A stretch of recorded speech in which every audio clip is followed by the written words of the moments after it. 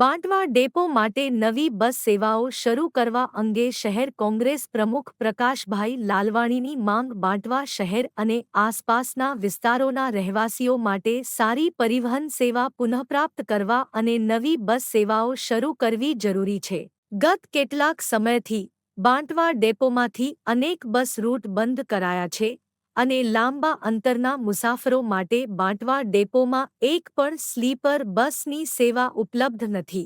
બાંટવા ડેપોમાંથી શરૂ કરવા માટેની મંગાયેલા નવા રૂટ: 1. બાંટવાથી ઘોડાદર, 2. બાંટવાથી અંબાજી, 3. બાંટવાથી ઉના ડાયરેક્ટ સર્વિસ, 4. બાંટવાથી અમરેલી મોર્નિંગ સર્વિસ, 5. બાંટવાથી અમદાવાદ મોર્નિંગ સર્વિસ, 6. બાંટવાથી ગણા નાઇટ સર્વિસ, 7. બાંટવાથી સુરત સ્લીપર સર્વિસ, 8. બાંટવાથી અમદાવાદ સ્લીપર સર્વિસ, 9. બાંટવાથી કચ્છ સ્લીપર સર્વિસ, 10. બાંટવાથી જામનગર. આ નવા રૂટ લોકો માટે વધુ સુવિધા અને કનેક્ટિવિટી પૂરી પાડશે. ખાસ કરીને સ્લીપર બસ સેવાઓ લાંબા અંતરના મુસાફરો માટે આરામદાયક પ્રવાસનો વિકલ્પ પૂરો પાડશે.